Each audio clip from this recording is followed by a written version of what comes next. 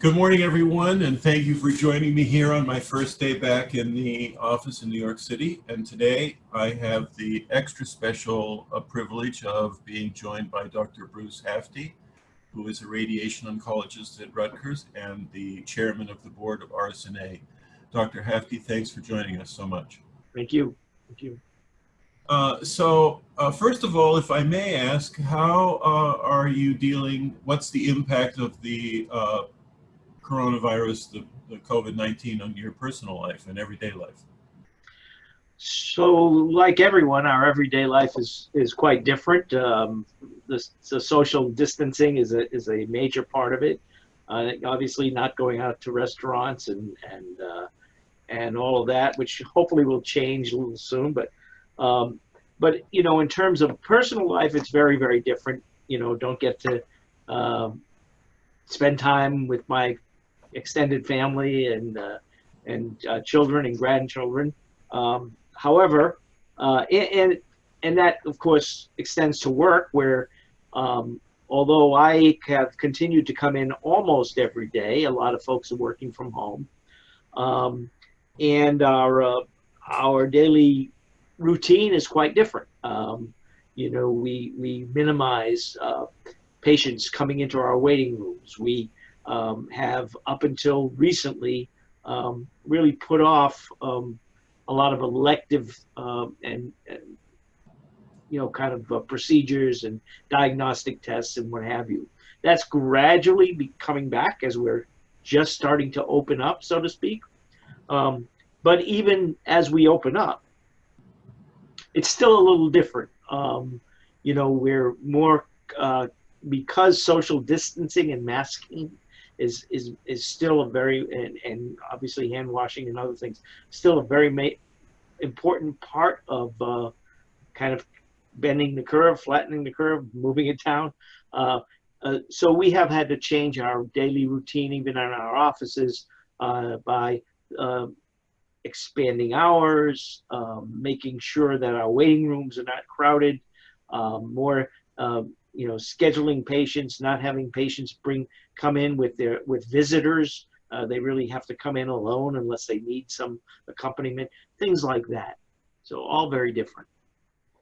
I know that there's been a downturn in non-urgent diagnostics, but as a radiation oncologist, you must have a different algorithm for that. Sure. So a couple of things from so elective surgeries and elective procedures have obviously had a significant downturn in those kinds of things. So radiologists, diagnostic folks, have seen certainly a significant lower burden of routine mammograms, routine chest, CTs, and anything that would be considered routine. Now, cancer is a little different, and so patients who have an active, even who require surgery for a significant cancer, we're still undergoing some surgical procedures, but again, only those that were considered more urgent or more life-threatening.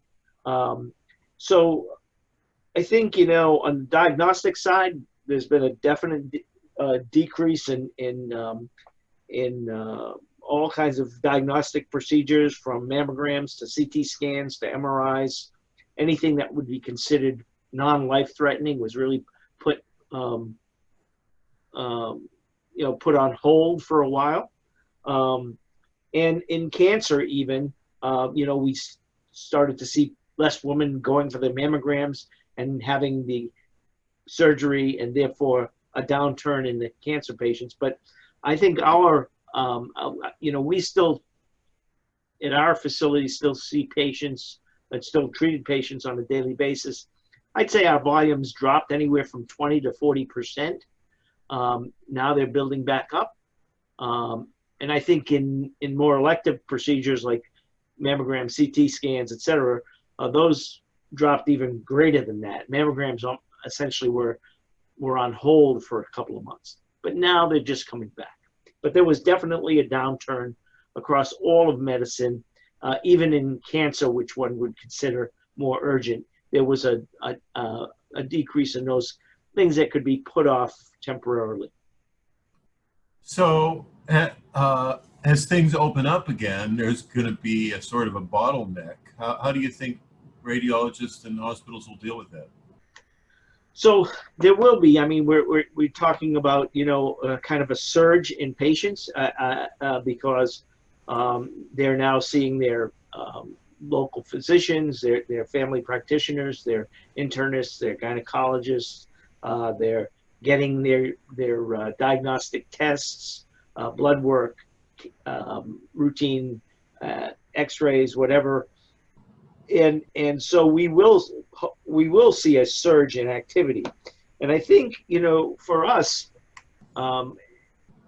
both as radiation oncologists and as diagnostic radiologists, we just have to be sure, because we're going to see this surge at the same time, at least for the next, you know, say 4 to 6 months. We'll also have to maintain some kind of social distancing and some kind of extra precautions. So we have to make sure, again, that our waiting rooms are not crowded, that we, you know, right now our waiting area in radiation oncology, you know, the seats are 6 feet apart, and et cetera. And obviously people may have masks, they have their temperature taken when they come in. So certain things like that will have to continue, and we'll have to modify our practices in such a way to maintain kind of this, socially distanced waiting areas, and being extra cautious, because as long as the virus is around, we still have to, you know, be careful not to be spreading it. And so I think that's going to be some of the biggest challenges. However, I think a lot of, you know, the RSNA COVID-19 task force and other forums, but you know, RSNA COVID-19 task force has really put out on a regular basis guidance, not only during, they'll be doing it as we open up and as we experience a surge. They'll have guidance and suggestions. Because I think one of the most important thing about this pandemic has been, at least from my experience, that because it's so new to us, the most important thing is to just kind of get some guidance and share information and say, oh yeah, that's a good idea, I could do that. We're doing that in our regular you know, workplaces much more than we used to, having almost daily conference calls just to sort out, oh, how do we deal with this, and how do we deal with that? What are you guys doing? And so I think the RSNA COVID-19 task force is kind of doing that on a more broad basis, where they're sharing information from experts and from others to say, oh, this is what I did in my facility to deal with this problem. And that is very, very important, because, you know, as we know, this is all new. We've never really experienced exactly this in our lifetime. And just getting some guidance from others and some way of communicating with each other about how to deal with all of these things. And so the bottleneck, again, there'll be a lot of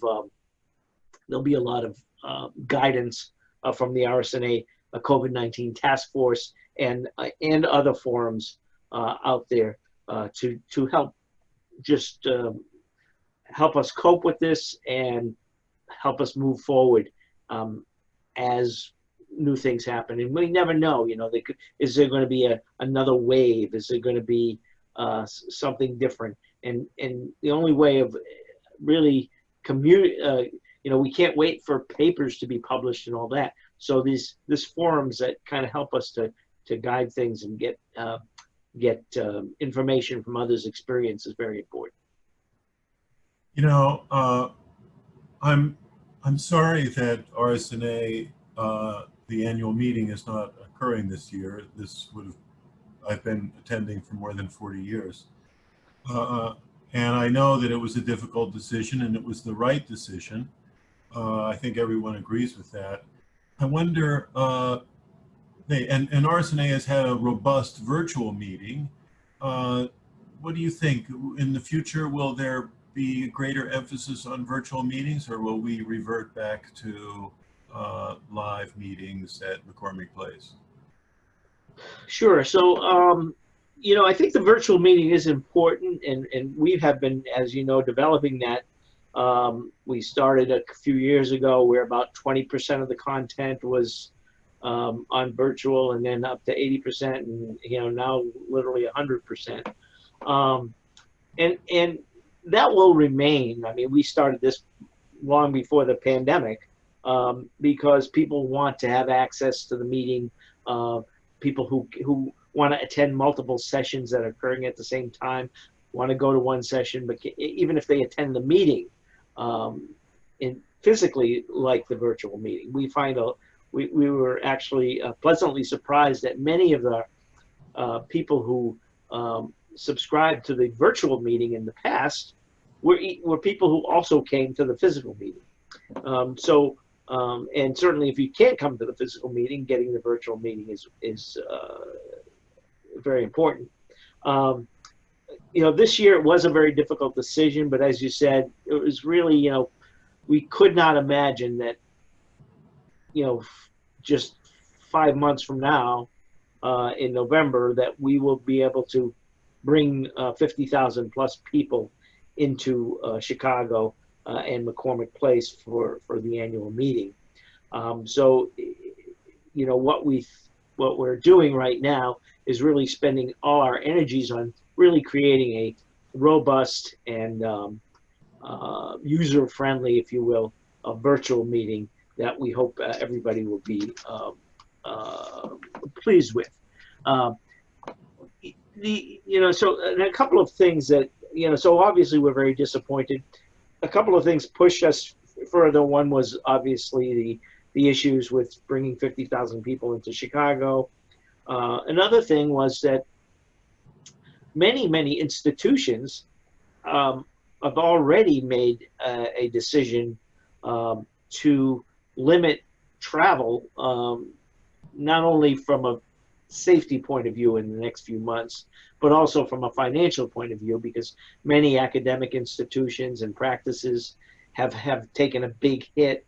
And of course, one of the first things that might be vulnerable when you have a financial crisis is things like sending people to meetings and that sort of thing. So we had already heard from some of our presenters that, even though they were ready to present and they have a paper that they were going to present or an educational session that they were going to present at the meeting, that they weren't able to travel because of their own institutional financial restrictions and or health restrictions. So all of those things went into the decision to move our meeting to a virtual meeting.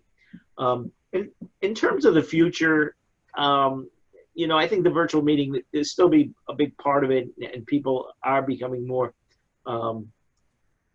inclined to log on to the website and look at the virtual presentations. But having said that, the in-person meeting, the networking, the face-to-face interaction, where you can ask go to a poster or go to a presenter after their presentation and ask them a question. And by the way, that will be possible with a virtual meeting because we're still going to have question and answer. But just networking and meeting people, that's such an important part of our professional life. Whether you're a radiologist, a radiation oncologist, or an internist, or anything, I think that in-person meetings will come back. And obviously after the pandemic, larger meetings, and will remain a very, very important part of our professional life. So I don't see in-person meetings going away in any way. I think that we will see some improvements in our virtual meetings, but in person is still very much important. And the other thing, of course, is the exhibits. Many people you know, go to these exhibit halls. They get to see and feel and touch the equipment that they're going to buy, or the technology that they're going to use, and they get to see it right there. And that's a very, very important part of the meeting as well. And that's hard to do in a virtual location. I think people, you know, oftentimes use the annual meeting, RSNA annual meeting, to go through the exhibit hall, look at all the various products that they're interested in, getting you know, some hands-on experience oftentimes, seeing it and feeling it, talking to the sales representatives, the technical representatives, and I don't think that you can recreate that virtually. Well, Dr. Haffty, I want to thank you for joining me. It's very interesting, very insightful. You are really a down-to-earth guy. It's very nice to meet you, and I look forward to meeting you in person. Thank you for joining us today.